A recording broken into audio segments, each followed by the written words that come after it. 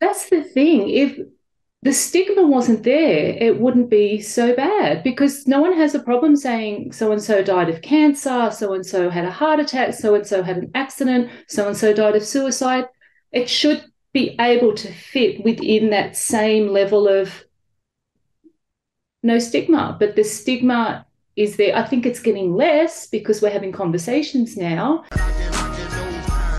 This is Knocking Doors Down, your host, Jason LaChance here. Of course, through my addiction recovery and mental health struggles, I developed a passion for speaking with those that have turned their darkest times into their greatest advantages. And I'm speaking with Sandra Rostirolla, the author of Making Friends with Monsters. I mean, my goodness, the amount of awards you won: Author Academy Awards, Literary Classics Awards, Eric Hoffer Award, the Wishing Self Award, the reader's favorite. It goes on and on and on. And you're doing such amazing work, especially with in the fiction realm, young adult, and which, okay, I'm middle-aged, but I really enjoy a lot of that literature. So it's great to be speaking with you.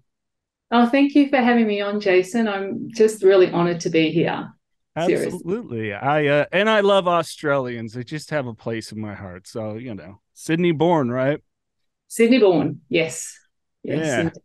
So let me ask you the why of this book, Making Friends with Monsters. I mean, I popped on your website, of course, reading more about it before we arranged to talk. I mean, you state fact number one about monsters: most people don't know they exist. And I think a lot of people live in denial. And I think it's really interesting how you parallel this into fiction. So why the book? The book happened as authors, we're sort of always on the hunt for a story. But this is a case where I say the story found me. I hadn't actually intended to write this book. I was in the middle of my fantasy series. I just released Cecilia, The Last Correlateer, which is book one of my trilogy. And this was back in 2017, late 2017. Mm. And I live in Los Angeles, but I went back to Sydney to do a book release and a signing back there. And that's when a school friend came up to me and she told me her heartbreaking story about how a couple of years prior, her ex died by suicide, and she was now left with three children ranging from 11 to 18. And first of all, my heart just broke because my dad died by suicide when I was 13, leaving my mum with five kids, and I was the baby of the five. And I'm looking at my friend going, oh my gosh, you're my mum. And my girlfriend said to me, she goes, I can handle all of it, all the craziness. But what breaks me every time is when my girls say to me, Mummy, why did Daddy do it? Yeah. She said, because I just don't know what to say. And that just got me. It really got me because my family lived with a lot of silence surrounding suicide. It was a topic we just didn't talk about. And that fed down to the next generation with my nieces and nephews, where they weren't really told what happened to Popper when they asked. Popper had a heart attack. Then with my two brothers, I've had two brothers that have also died by suicide. And it was what happened to Uncle Paul and Uncle Martin. They had accidents. So there was this stigma surrounding the suicide. And I'm like, I don't want that to happen. That shouldn't happen. So on the flight home from Sydney to Los Angeles, I just kept thinking, I have to be able to speak to this. If anyone can speak to it, it has to be me. And that's how the book came about, Making Friends with Monsters. Let me get your opinion, Corey. I'm a parent of two, and I do talk openly about my mental health struggles and my addiction struggles, and therapy is something that happens with the kids, and I preach that it's healthy, and I think it's very dangerous if we don't tell the truth of that, because I think we have to do the things no matter how comfortable to open the conversation. And it's not an insult to my parents or my parents' parents, but those were I don't know, emotionally less mature or less capable of talking about these kind of things, or it was societal that you don't. And we're going to have to. I think it's the only way we arm ourselves, right, with education. Exactly. Now, what was interesting, Mum did not hide this from us kids. She told me the day that it happened. And I remember that day vividly, getting off the school bus. And we lived on acreage out in Dural, which is the northwest suburbs of Sydney. And it was just myself and my brother Martin, because we were the only ones still at school. And it was just really weird. I remember walking across our property and everything just felt quiet. You know, in Australia, there's always birds, there's always noises, and there's leaves rustling in the gum trees. But honestly, it just felt silent. And then I walked inside, and mum's eyes were red rimmed, and she said, you know, you better sit down. I've got some news. And me being the stubborn teenager I was like, I don't need to sit down. There's nothing you can tell me that's going to shock me.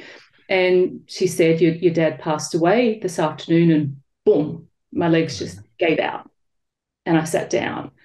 But she told us, you know, everything that happened. And I'm glad she did. I think the difficulty came with my family for the next generation. I myself, I don't have kids, but I sort of do get it, because how do you start the conversation? Because we were older, so we were told, but then when the little 4-year-old says, Mummy, you know, they see a photo on the mantelpiece of Grandpa, that I do understand that that's where the challenge comes in, that the lie should, or the story, I guess is the better thing to say, should never start. But once you start the lie, it's hard to then break it, because it's like, well, when they get older, we'll tell them the truth. But when is older? You know, when is that? And that, I think that's the challenge. And what happened with my niece, kids are smart. They're smart. They overhear conversations. And my niece, who was about my age, she was about 13, and she knew that there was some things that her parents were talking about that weren't quite what she understood to be the truth. So she's like, oh, Auntie Sandra's coming out from America. Let me corner her. And so she cornered me. I took her out. We had a great time. And then she started asking me questions about, you know, nonno, we say nonno in Italian, and Uncle Martin. And I'm like, well, first of all, she's just asking, you know, what were they like? And I'm talking about it. Then she said, well, how did they die? And that's where I paused. And I said, well, what were you told? And that's when I found out that she was told, oh, heart attack and an accident. And, you know, yeah, that was tough. And she talked about how she didn't appreciate the lie. And that's the thing. The kids don't appreciate the lie, because that disrupts their sense of normal. Yeah. Because parents are supposed to be that authority figure, that there shouldn't be any lies coming from parents. And as soon as there's a lie, their insecurity starts, because it's like, well, why did you lie about that? And the funny thing is, especially for the next generation, they're arm's length removed from, you know, an uncle or a grandfather or someone they never met. So when they hear what happened, they're like, oh, okay. And it doesn't really affect them that much. It's the generation that had to live with it that holds the trauma. And I think that was what the struggle in my family was. And it just tripled, right? Because we just had my dad, my brother, and then another brother. And I think that just compounded and compounded and compounded. And I understand why it was such a tough conversation. Oh God, absolutely. I mean, and I don't mean to make light of it, but sometimes I have to joke in these situations for myself. But it's kind of like, when do you tell the kids the truth about Santa Claus? Sorry, spoiler alert for those that don't know. But it is, and it's, I can, and the reason I'm bringing that up is the parallel, like with my youngest and when that was, and you know, they knew, but they didn't hear it from mom and dad. And so when it's kind of like finally recognized, and the presents from Santa aren't under the tree, and you know, and I don't mean to, you know, two very vastly different things, but for me it was a lesson about trust and conversation and the openness and honesty in areas that do. Not saying that as parents we don't have to have boundaries, or boundaries with anyone when it comes to anything for that matter, but It is an incredibly difficult thing to broach. And I guess for me, I kind of look at it from a standpoint I share for to arm them with as many tools as possible, like, hey, I've struggled with depression, anxiety, suicidal ideation. If you are sensing any of these things, please talk with us. So yeah, I couldn't imagine how that worked for your siblings with their kids. It's tough. It's like, what's Yeah. the right answer? Is there really one? I don't know. While you're checking Knocking Doors Down out, don't forget to hit the subscribe button. And if you get a lot out of this podcast, share with a friend. And don't forget the archive of interviews we have. Bam Margera, Brandon Novak, Kat Von D, Charlie Sheen, Edward Furlong, Kelly Osborne. The list goes on and on of amazing guests that have been on the podcast, sharing how they have found purposeful lives. Speaking of purpose, how about a lifestyle brand with purpose? 5150 LTM. That's right. Not only is it a lifestyle brand that can fit whatever it is you're trying to achieve in life, but they give back to the community. And you, the listener of Knocking Doors Down, get 20% off every time you shop at 5150 LTM. All you have to do is use the code KDD20 at checkout and get 20% off. And how does 5150 give back to the community? Portions of the sales benefit the Carlos Vieira Foundation. Their 3 amazing programs, the Race to End the Stigma, the Race for Autism, and the Race to be Drug-Free. More on the Carlos Vieira Foundation, go to carlosvierafoundation.org. That's the thing. If the stigma wasn't there, it wouldn't be so bad, because no one has a problem saying so-and-so died of cancer, so-and-so had a heart attack, so-and-so had an accident, so-and-so died of suicide. It should be able to fit within that same level of no stigma. But the stigma is there. I think it's getting less because we're having conversations now. But that's my challenge, and part of what drives me is to end the stigma, to be able to talk about suicide for what it is, as being a disease, something that you have no control of. And that segues into my book with Sam and his concept of monsters, that ultimately the monster gets so hungry it will turn around and swallow you whole.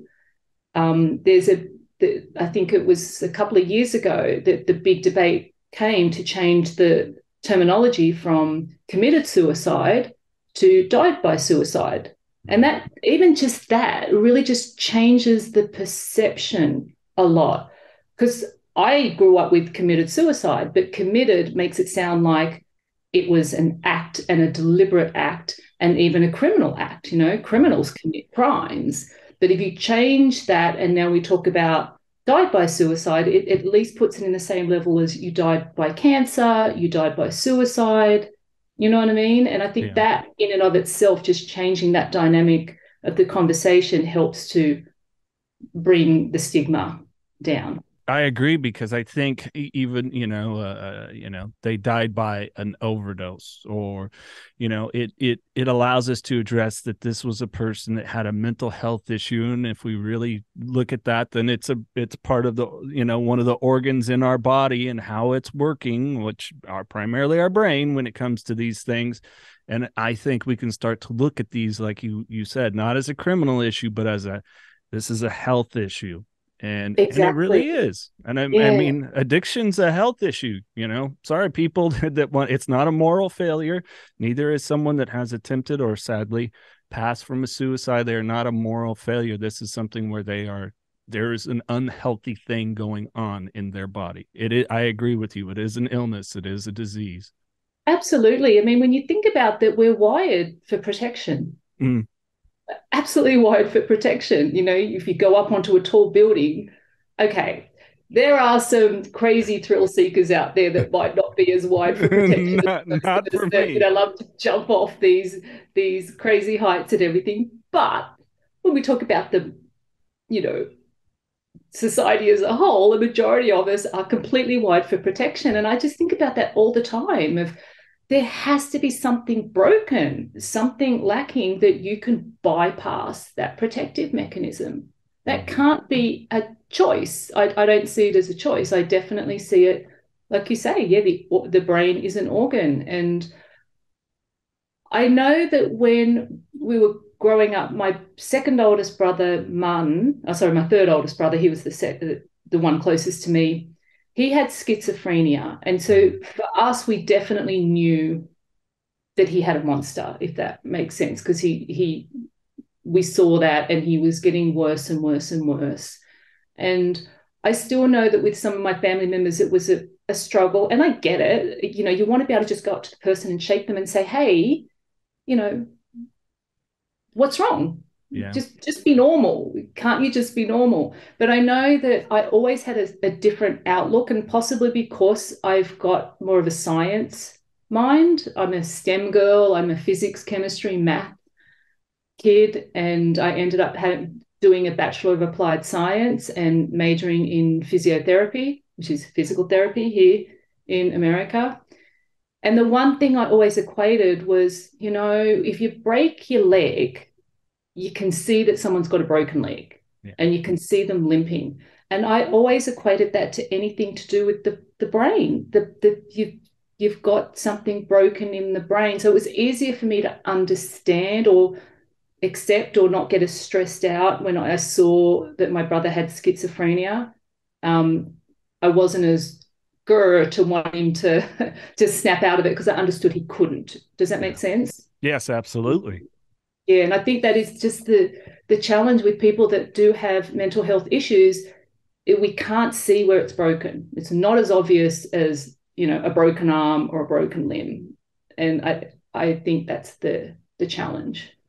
A huge challenge. I mean, you know, it's kind of, as we continue to talk and to make the parallel with addiction and a lot of the work that I'm doing outside of this podcast, you know, people's perception always was the person that is having that ultimate struggle is because, you know, you're seeing them out there and they're homeless, and that's not the case. Like, I was never homeless. I have a nice home. I live in a nice gated community. I never lost a job because of it. And, you know, there's just a lot of these misconceptions about it. I mean, I've known people that have had severe mental health struggles and yet still thrived at their careers. You know, some of them, I can think of one individual in particular. She, ADHD, and oddly, it makes a superpower for her at work, but the rest of her life is at so many times completely unmanageable. Right. Yeah, I've heard of those situations, right? Totally functional at work because, as you say, the ADHD sort of works for Yeah. the stress environment that they have, but then to come home just can't keep the house clean, can't, you know, keep things stocked, just can't pay the bills. Yeah. Yeah, I've heard of stories like that too. And going through this, I mean, what more have you learned? Obviously, you know, I hate using the word like that, you know, people with certain mental health. I hate when someone say, oh, you know, well, their brain's kind of broken or something. It's like, no, no, no, no. This is the direction it developed towards. Sometimes through trauma, sometimes, you know, hereditary, my understanding, many of these things hereditary.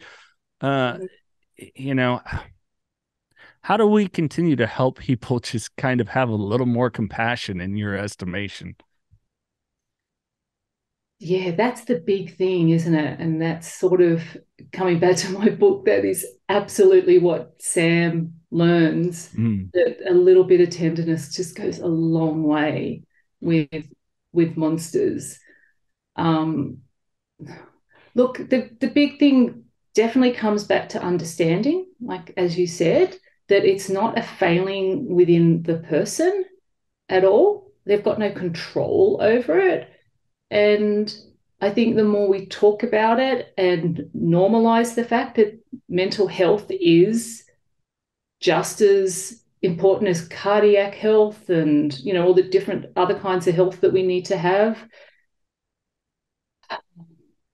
Yeah, you've got you've got me on that one. You know, how do we just continue to have the conversations and providing different ways to provide the conversation? I Right. mean, with my book, I've had a lot of interest in the social work realm and the student counselor realm. I mean, I had one student counselor reach out to me because of my book, and she said, "Can you come in and talk to the kids?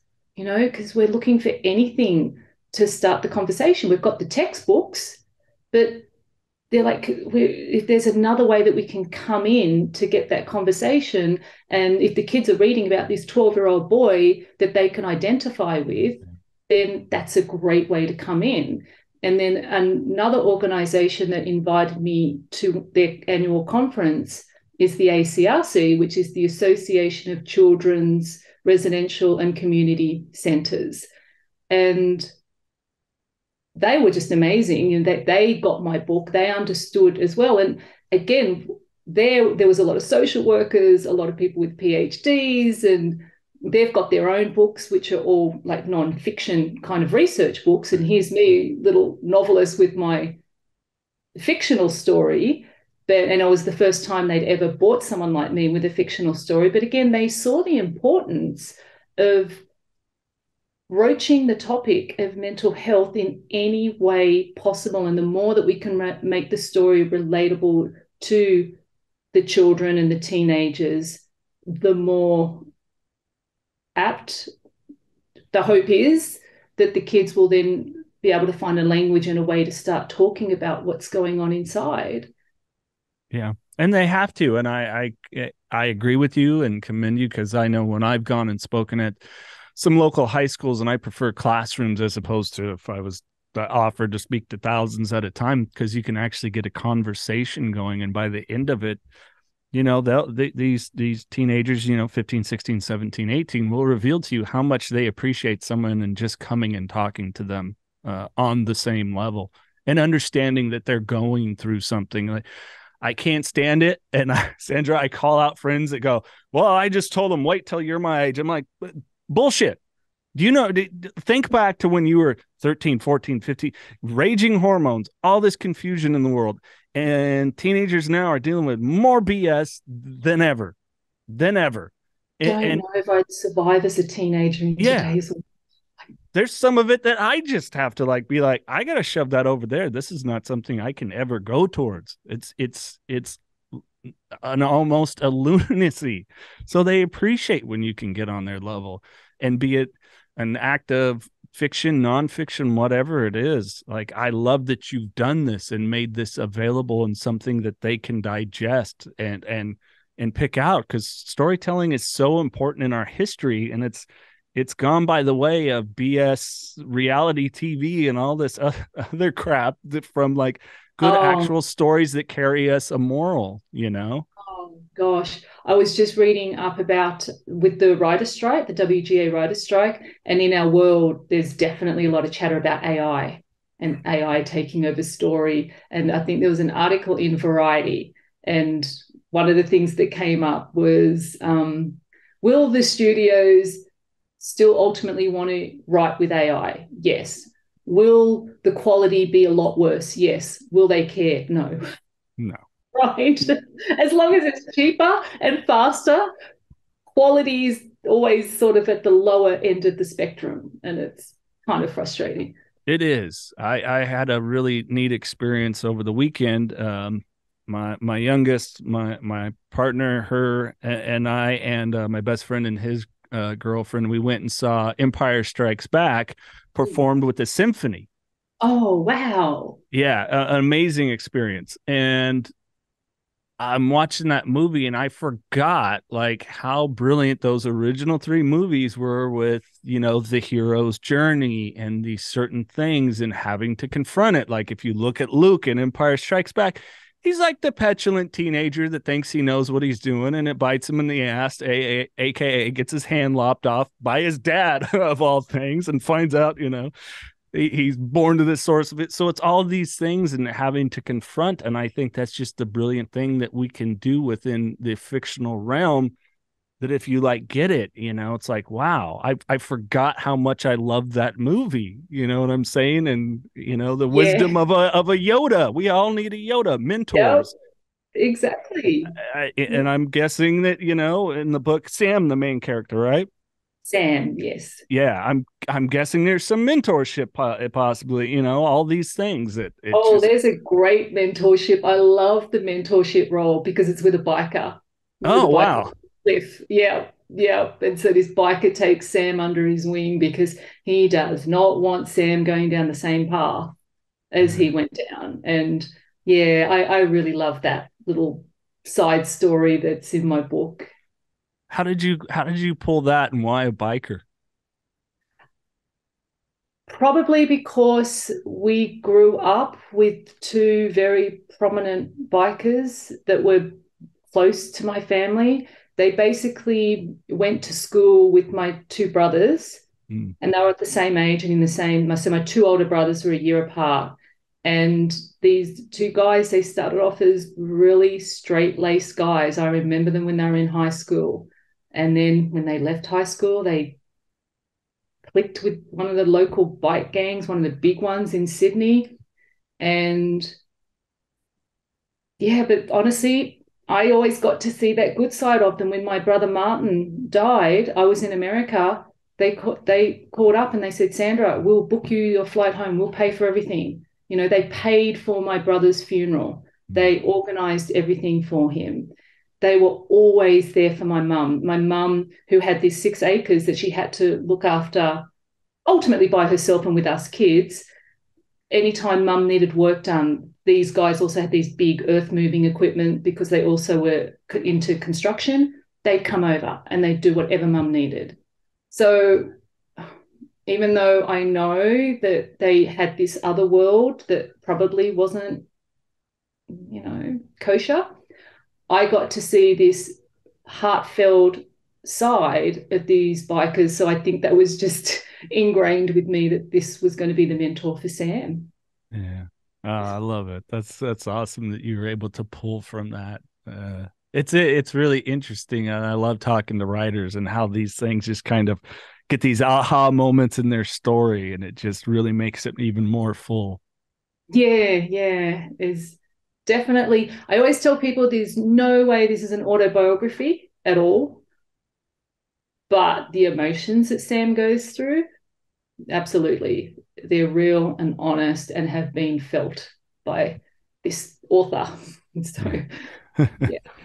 All right, Sandra, I'm gonna kind of put you. I wouldn't say a hot seat, but because you commented on it, and I posted a quote on the Knocking Doors Down Instagram that meant something to me because I struggle with this. And the quote is, "It's important that we forgive ourselves for making mistakes. We need to learn from our errors and move on." And you had commented, "So true. I find I beat myself up and need to learn to forgive myself and let go."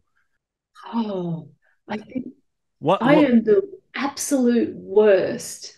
You know, if I make a mistake, I'll admit to it. I really will. But I think because I hold such a high bar for myself, mm, I perseverate on the mistake. And I know that's a bad thing, but I always, what did I do wrong? And I always think about how could I have not had that happen? And I find it really hard to let go of the mistake. I don't find it hard to admit to it. I will, even if it's a bad one, I will put my tail between my legs. And either it's something I've got to admit to my husband or something that happened at work. And there's been a few doozies at work. I work in production, although I don't anymore. I had to let something give because my life was getting too busy. mm, But when you're working in film production, if things happen, you can't bury it. You have to step up and say, "Oops, this happened," and I just always beat myself up afterwards. Even when people say, "Look, it's not your mistake. It was just the situation. No one sure. could have predicted this situation was going to happen." I always put pressure on myself that no, I should have been able to predict it. Does that make sense? Even though I know that I couldn't, and 100%. I can relate to you. Uh, such a I've got to get better at letting go, of accepting that the mistake has happened, learning from it, and moving on. But I'll find myself laying in bed at night time, thinking about it, anxiety, yes. anxiety. Yeah. Yes to all that. So, Uh, Well, the hard thing and what I've really tried to work on with myself is remembering like, okay, if it was somebody else on the other end and I was over here, would I treat them the way I'm treating myself? And the answer is 99.99% of the time, no. No, of course not. And Yeah. so but it's hard. It's like people like, well, I like to look at myself objectively. BS. Nobody can do that. You can't. There's no way. It does. We don't work that way in our self image. We just don't. But I try to remember that. I try to remember to treat myself the best I can as I would others in those situations and remind myself I'm not a freaking soothsayer either. You know, if I was, I'd probably be making some really good sports bets and Right. doing a lot more service with finances than I can afford at this time. I guess it comes back to as long as I don't make the same mistake twice, Mm, right? Which yeah. I probably have. I'm sure I have, but I strive to at least not make the same mistake twice. Well, there's a certain amount of us and some people want to reject it. We all have some level of programming, you know. I mean, you have programming from your childhood. I mean, those first 5 formative years, we all do, and it's tough to break, especially when some of these traumas and challenges and maybe our tactics. Like I wasn't a liar, but I did find a way to people please to get through situations. And I learned that at a young age. And I've really had to break that. I've had to be better about being straight up honest. So we all have these little nuances to us that, they can be tough to break, our programming, for lack of a better term. Yeah, that's definitely true. Definitely. Well, tell me, I mean, you were talking about production. What were you working in? Film, television, music? Film, the one that we're wrapping up right now is called Boy Kills World, Oh. which stars Bill Skarsgård and Oh. co-produced with Sam Raimi and our production company, and there's Vertigo Yeah, yeah. Entertainment involved. So it's in the last stages of post-production at the moment. Actually, we've got, oh no, it probably won't. I'll just say that it's in the last stages of post production at the moment, and it's a really awesome action extravaganza with Uh, Bill Skarsgård as our lead.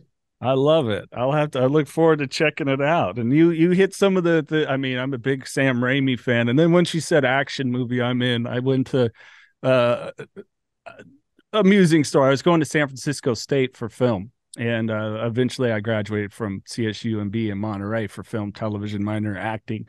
And I did not get along with anyone because we're up there and we had to do a dissertation and focus on a particular like actor or movie or filmmaker or something.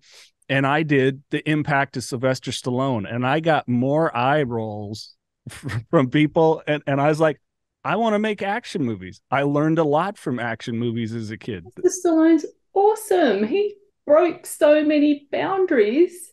It's Yeah. crazy. Yeah. Yeah. But they were, this was like 97. So there's just kind of a lot of just like, and I love people like Scorsese and all that, but that's what they were focused, most of the people in the class. And it was just kind of like, oh, this guy, oh, whatever, you know. So, hey, what are you going to do? I love it. I love it. I love filmmaking. Such a beautiful process. But speaking Oh, of, yeah. you're also do a lot of lyricist, right? You did a lot of different music too throughout the I years. started off as a lyricist. Well, that was my intent. I actually Mm. didn't know how to write lyrics. All I'd written was poetry. But I had this dream that I just wanted to sing, just record a CD. Actually, that's all I wanted to do. I knew that you could do magic in the studio. I know that I'm not a natural singer, but I knew that even back then, we're talking maybe 20 years ago, I still knew they were able to pitch things out and make things sound nice. And that's all I wanted. I just wanted wanted that. So my friend said, just go down to UCLA and put a notice up on the notice board and you'll find someone. So I did. singer-songwriter looking for guitarist, keyboardist to co-write music. I think I said a sense of humor is a must, and must love AC/DC and ABBA, because that was my broad range of music. And my now husband was down at UCLA studying film score. That was back in the day, you put the note up and you cut the little bottoms and you got your phone number. Yeah. And he pulled my number off and called me up, and we met down at the Roosevelt Hotel. There's a cafe down there in Hollywood. And I didn't have any lyrics. I just handed over my poetry. But he said my poetry spoke to him, and I figured out how to write lyrics from there. And yeah, for the next 6 or 9 months, we sort of locked ourselves in his tiny little studio that he was living in down in Hollywood, and we recorded a CD. I'll be darned. Yeah. And then after the fact, everyone said, well, now that you've got a CD, aren't you going to play out live? And I went, no. But I did. I did. And we played out for about a year. And it was a rough kind of industry. It wasn't an industry I wanted to be in, because you probably know about a bit of this stuff, you're required to bring your draw. Yeah. Depending on where you play. You have to bring at least 50 people. And I even had a booking agent, which is quite surprising, but my booking agent said to me, Sandra, you can really only play out in Los Angeles once or twice a year, because you've got to bring your draw. The expectation was I'd start to go on the road, and I did not want to go on the road. That wasn't an interest of mine. So the band disbanded, but the writing stayed, and the lyrics segued into screenplays, which segued into novels. Yeah, I love it. Yeah, and it is. No, I was in the radio programming for 20 plus years, and all the bands and the tough road trips and the misconceptions. Hey, we're out here, we're a touring band, we're killing it, making money. No, oftentimes you're barely eating and living out of your van. And yeah, it's a tough road. It's a tough road. As much as I like to travel, I kind of got to return to home base in some regards, because I kind of go a little stir crazy. So yeah, I couldn't do it. Yeah, but it wasn't a life I was willing to embrace. Yeah. Let's talk about little Sandra. I'm curious, growing up, I know that, things were pretty disjointed at home, I'm going to assume, with dad's struggles and all that, and how, were all 5 of you siblings at home at one point, or was it kind of when you came along, oldest was gone, or? No, we were all, so up until when Dad passed away, I was 13. My oldest was around about 18. We were all still at home. Oh, wow. And the funny thing is, although my childhood, I guess, was crazy, looking back, I would describe that I had a very happy childhood. I just remember a lot of laughter. And I think that's the part that helped a lot. My mum, we would talk about Dad, but when we would talk, she'd tell stories, and we'd tell these funny stories about him. We'd never talk about the awful stuff. Or even, there was sort of some awful things that he did. Like, oh gosh, I still do remember this as a little kid. My dad was Italian, and he immigrated to Australia when he was about 16 or 17, didn't know a lick of the language, self-taught to become a builder, worked with other builders, became a builder, and he built really meticulous houses. At least that's what I was told, that he was the quintessential artisan, craftsman, that really cared about the building, not like some of the things they slap up these days. But, Dad came from an era where the kids worked. Right. And I'm sure even when he was a kid back in Italy, he was out on the farm 3, 4, 5, 6 years of age. So he would drag my 2 oldest brothers to work. And I do remember memories I do have. And I would have only been a tiny tot. I must have only been about 2 or 3, because I remember myself being in my nappy or diaper, they're called diapers over here, sitting in front of the oil heater that we had, because the mornings were quite chilly, and just hearing my brothers screaming, going, no, no, and I'm seeing them being dragged. And they would have only been young. So if they're 6 or 7, right? I must have only been 2 or 3 when this was happening.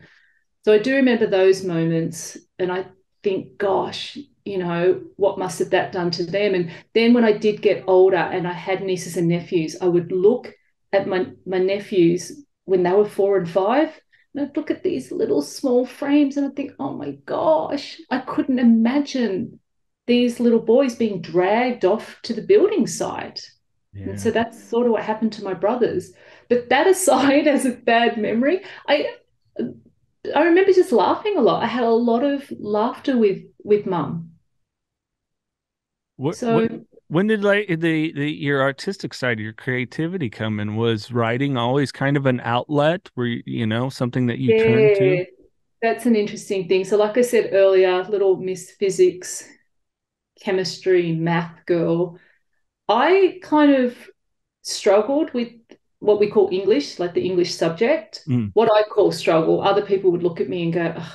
But I mean, when I'm getting like in the 90th percentile for math and chemistry, and I'm only getting like 60, 74%, 75% for English, for me, that was a real struggle. That was a sure. bad subject for me. And I just didn't quite get it. I didn't really get the grammar. It didn't understand a lot of the, whenever we had to do exams and you'd have to write a comprehension and analyze why this, I just didn't get all that stuff. The only time I ever got really good marks was during creative writing, Huh. where the grammar and spelling was weighed way less. And I'd get these out of 30, I'd be getting 29, 28 out of 30, just leaving -1 for spelling, which is a little bit what Sam gets. He has to write an essay at the end of the book. It's like -1 for spelling. But the teachers never really said anything. It was more like a pat on the head. Oh, good girl, but off you go, physics, and do all the Yeah. stuff that you're really good at.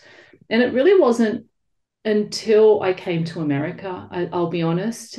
I always wanted to write, but in Australia, especially when I grew up, I'm an 80s kid, there really wasn't a lot of opportunities. So you didn't have the internet, there weren't places to go. But I remember I'd look in the paper to try and find creative writing classes, but it was just hard to get to them where we grew up. So it really wasn't till I came to America that I thought, I'm going to explore this a little bit more. And I started taking classes down at UCLA in the extension.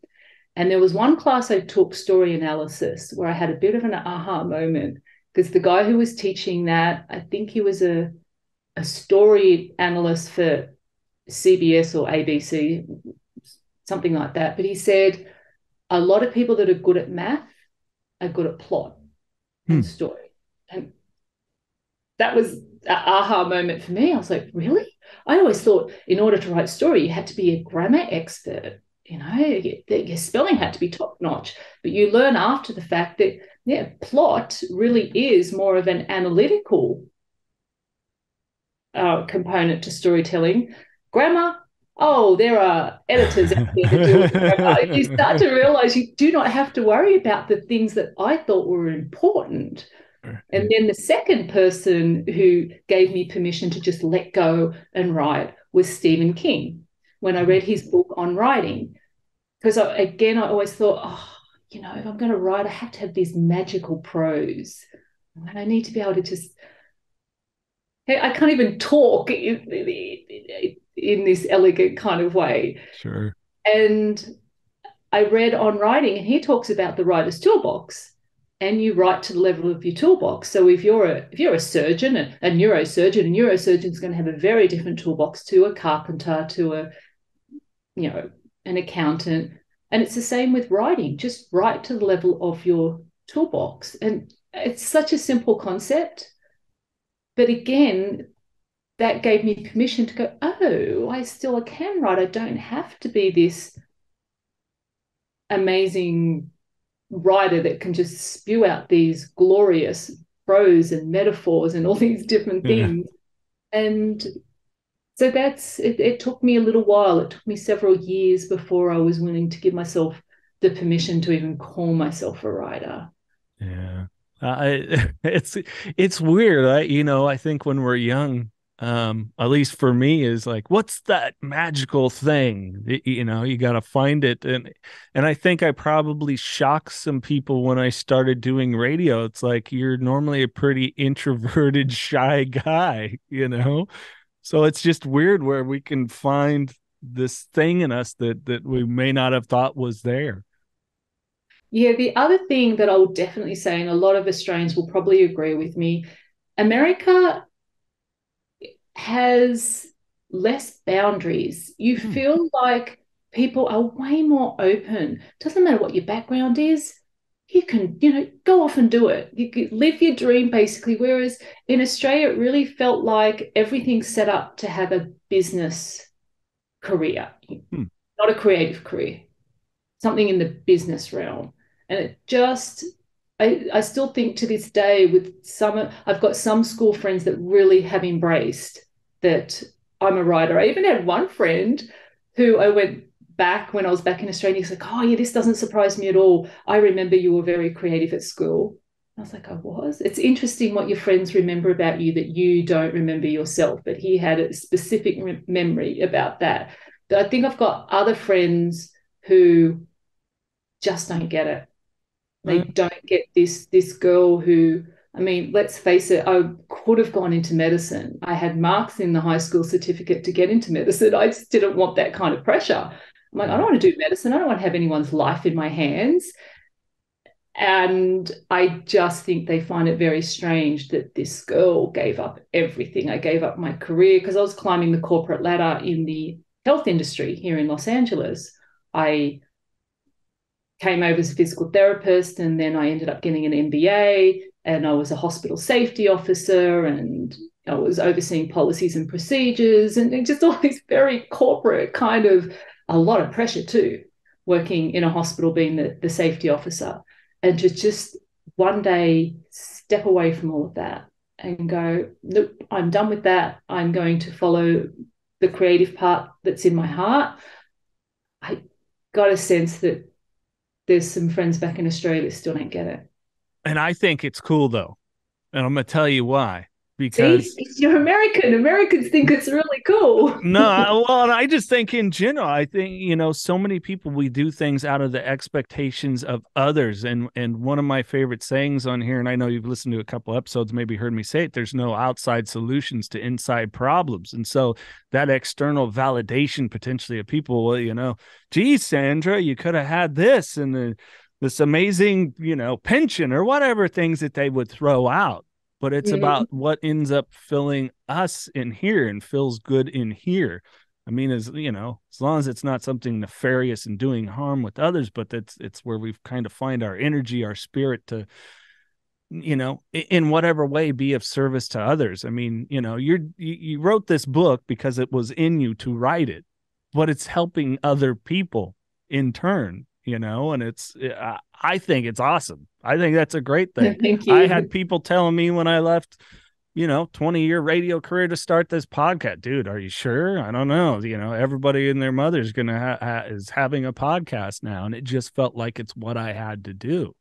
So I dig it. I think it's cool. I think that's, Yeah, I mean, we're thank only going you. to get this one damn go around. We might as well do the things we want to do with it. Exactly. And honestly, I realized that when I was at the hospital, I was wishing my life away. This is Mm. how bad it was. The weekend would come. The only time I would enjoy myself was Friday night and Saturday.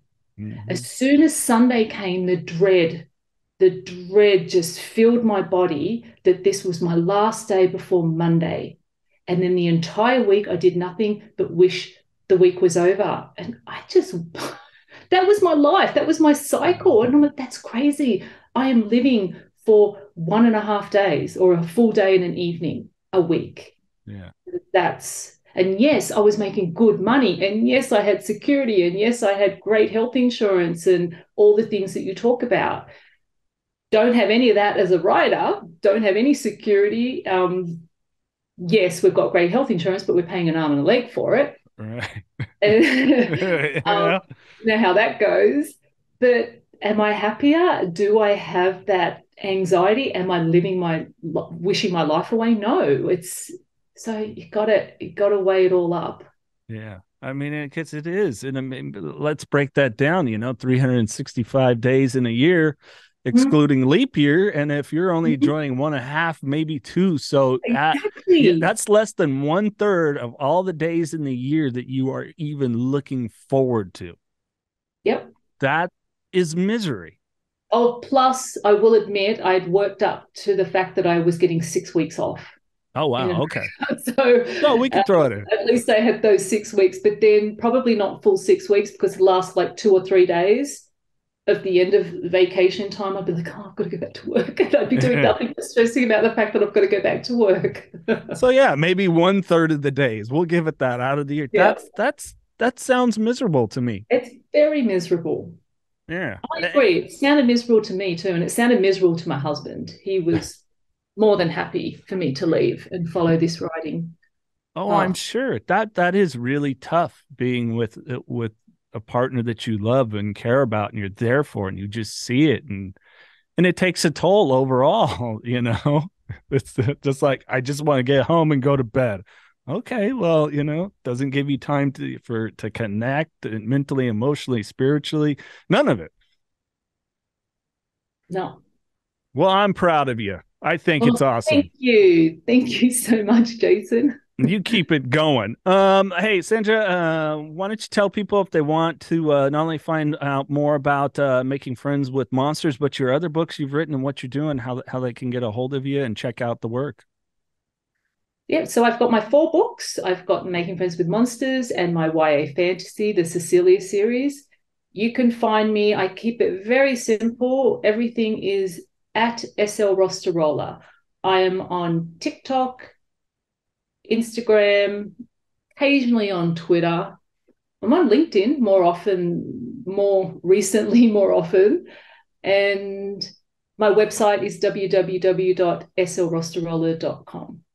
And did I say I was on TikTok? I'm on TikTok. You're on TikTok. We'll put those links in the podcast description so people can check it out, check out the books. Because I'm a little curious about the other books too. Give us a little rundown of the series, real quick. The Cecilia series. So that very quickly started off as a ballet. That Hmm. was the reason why I became a novelist. I was supposed to write a ballet for my husband who wanted to do the music, and I said I'd write the ballet story. A 15-page ballet story turned into a 90-page ballet story as he told me to keep writing. And then he pulled away from doing the ballet because he got too busy with his film scoring work. And I was left with 90 pages. And he said, well, why don't you write the novel? And said, that's how my first novel came about. And it's a story. Ultimately, it's good and evil. And it's about Cecilia, who's an innocent who lives an idyllic life in a forest. And then one day, a group of raiders come in and they destroy the village, steal all the young men, and kill everyone except for Cecilia. She escapes Huh. and she makes the bold move to go and find her brothers. And along the way, she's kidnapped by an assassin. And this assassin was sent because she was supposed to die the first time. She was the target. And so, because the soldiers failed, the senators that live in this really corrupt city in Vetus sent their best. They sent Amelard to kill her. But the problem was Amelard can't kill her, and he doesn't know why, but we end up finding out that the two of them are supposed to meet. The two of them are linked by this prophecy, Huh. where Amelard is descendant from a long lost line of Croiletia, and the Croiletia are the protectors of the prophecy, and the prophecy is Cecilia. And Cecilia's one job is to carry the light of the dying goddess of light, carry her light to the darkest places, which is Vetus, which is a very corrupt city ruled by these senators that oppress the citizens. And she needs to deliver the light. And metaphorically, what that means is she needs to inspire them to rise up and fight for themselves. And her whole shtick is she wants nothing to do with it. She's the chosen one that doesn't want to be the chosen one. So the bottom line is Amelard helps Cecilia find her inner warrior princess, and she helps him find his inner humanity. And it's this big, slow burn love story, is ultimate what it is, wrapped up in epic fantasy of good and evil. I love it. Well, you made 3 books. You made a trilogy out of it, right? Yeah, I wasn't planning to, but after book one, everyone's like, "Oh, you're going to write some more books, book two and book three," and that's always difficult because you always think you've risen the stakes as much as possible. I'm Sure. like, "Oh gosh, how do I rise it?" You got to raise the stakes even more. But I found a way to raise the stakes to write book two and book three. But that's it. There won't be a book four. No Yeah. book four. We're So, cutting off here. yes. uh, you mean you're not going to get down the Harry Potter route at 17 of these things or whatever? You know, if Hollywood came a knocking, sure. One of the reasons why I'm sure that the only reason why Harry Potter has so many is because the money keeps rolling in and you're told we need to write more. Sure. Then I'm money. I could, if there was the whole money there, I'd be able to be inspired, I'm sure, to write more and more stuff. Right. No, no. Hey, no, because I do 4 podcasts and I've had people like, can you do any more? I'm like, it depends on what the paycheck is behind it. Sure. It's like Right. at some point, it's like, I need a little bit of jing here to, offset I this all. just But think because we're creators and we get a lot of joy from creating, they think that that should be payment enough. It's a little. One of my favorite films is Dirty Rotten Scoundrels. If you watch oh, I Dirty love Rotten it. Scoundrels, right? Yeah, yeah. When he's like, "Well, what do I get out of this?" And oh, I can't think of his name. He's the main guy's character. The Who have we Michael, got? The two Michael, actors. We got Michael Michael Caine. Caine. Yeah, Michael Caine says, Um, "You get knowledge, Freddie. You don't get right, paid, you get knowledge." And I just right. find that so hilarious. And as creators, we're kind of told, "Oh, well, you get joy. That's your payment. You get joy out of creating this work." It's like, no, we also need to get paid as well because Yeah. it's not like we're not plants. We can't just live off air, sunlight, and water. Yeah, I don't want to carry the suffering artist thing forever. No, I'm good. I'm good. All right, we're gonna jump into some random questions, and I'm gonna ask you for the final thought. But Okay. being that I mean, your husband, a composer, that's awesome. But what was the last song you listened to on purpose? You're like, "Ooh, I want to put this song on." Can you remember? So easy. Thunderstruck by AC/DC. Nice. I just get in the car, I put on Apple Play, and I just say, "Hey Siri, play Thunderstruck by AC/DC." Is that how you get through LA traffic? Oh, see, now playing on Apple Music. She's saying Thunderstruck. She just uh, started playing it. Oh, oh, stop it. You're going to have to get a license for that. nah, it'll be Play fine. that. Oh We my God. talked over it. No, the algorithm won't pick it up. That's too awesome. Where did the love for ACDC? I mean, obviously Australian, it's got to be a national pride, but It really was. I mean, growing up, we grew up with the actual records on that spun around on the oh disc, and we yeah. had a very limited but very eclectic set. And we had AC/DC, ABBA, and I remember we also had a very small single of Prince's Controversy. Oh, That was pretty much it. And oh no, the other thing we had, my husband just rolls his eyes whenever I talk about this. We had Hooked on Classics. That oh was my really? favorite, with the classics with the 808 beat behind them. Yep. I think secretly my husband does like Hooked on Classics. Every now and then I'll put it on. And yeah, I see him tapping away to it, but he still thinks it's a bit sacrilegious to be having an uh, 808 behind these classical instruments. But that was AC/DC. We grew up with it. Nice. Well, and you threw my favorite ever in there. And I know you've been to Paisley Park. I have yet to go, but I'm a huge Prince fan. I've saw Yeah. nobody more live. If I could find the tickets, I believe it was close to 30 times that I saw him live. But Oh wow. oh yeah. Did I see him in concert? I'm trying to think. I don't think I did. Mm. No, did I? Got a very vague memory of some of the concerts we went to in Australia. I know I saw ZZ Top, Oh, nice. and I remember I was invited to go just from a friend, and I was really bad at knowing the names of bands. I just knew music, and when I went there, I was like, "Oh, I know this song." oh, I know this song, like all the songs. I thought it was so awesome. I knew so many of the songs. It was really uh, cool. yeah, I've had some of those moments. I mean, I knew the band. It was a time I was going to see Motley Crue at the Mid-State Fair, Paso Robles, Oh, yeah. and they were having some transportation issues, and it was like they're gonna be here, but it's gonna start like 2 hours late. And so they had, some bands playing smaller areas, the free areas and stuff like that. So we go to this band, and I'm like, boy, these guys are really good. And I'm like, they sound a lot like Flock of Seagulls. And everybody's like, yeah, okay. Like, how would you know that? I'm like, well, because I'm a guy that listened beyond the single. Well, then it comes into they're like, this is our last song. Thank you. I ran, and they're playing it. I'm like, see, Flock of Seagulls. And the guy used to have the crazy hair, right? Well, no, he had a ball cap on and he's bald now. And then at the end, he goes, we're Flock of Seagulls. Thank you. And I look at everybody and I go, Oh, see, your son's a. So yeah, I've had a few of those moments where you just stumble upon something. You're like, oh, this is really good. Or I know this. Um, if you could have one superpower, what would it be and why? invisibility. I Really? always think about that. I always have these, like, when you lay in bed at night, you have these like little mini fantasies. One of the things I always fantasize about is being invisible. I Why? just think all I just think maybe I'm like the quintessential want to eavesdrop on a lot of things. But no, I always think that would be great. And the different things I'd do, I'd go into like the boardrooms of all these like corporations to learn what's going on so I could make these great stock trades. This sort of thing. This information's power, right?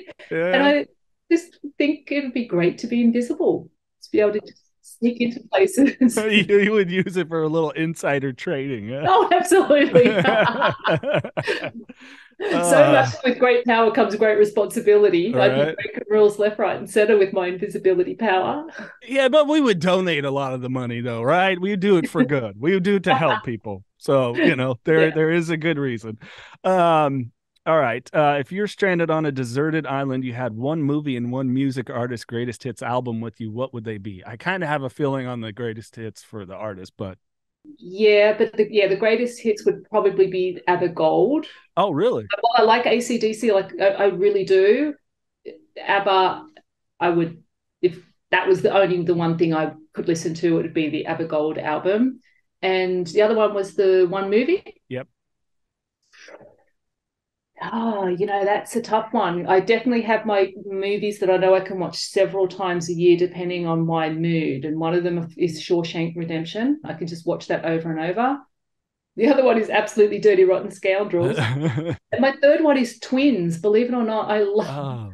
I love Twins. Which would I pick?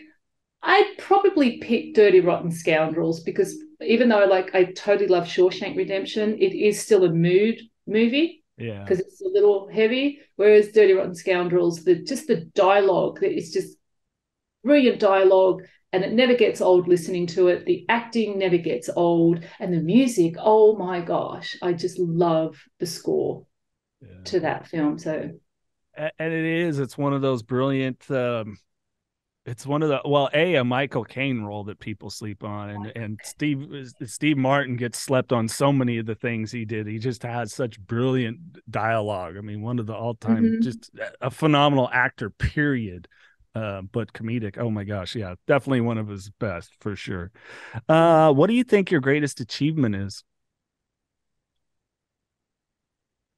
I would say writing Making Friends with Monsters.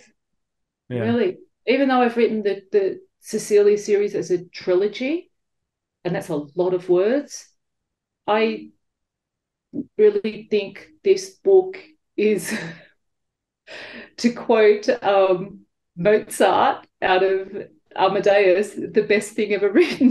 That I've written. It's the best thing I've ever written. And yeah, I'm just so happy with how it all came about. Because there's one thing that happens in this book with the little facts. So you mentioned how there's fact number one. And I always wanted to have a book or write a book where there were these little nuggets that Hmm. the reader would get. That even if they don't remember the story as a whole, there might be these couple little take home nuggets. And these are the facts. And Sam collects 26 of these little facts about monsters. And I get really excited and happy when I read a review and the reviewer will specifically talk about the facts and they'll maybe mention their 2 or 3 facts that hit home for them, that made them have an aha moment. And so it's sort of this book is ticking all the boxes of my bucket list of the story that I wanted to write. And I'm really happy with it.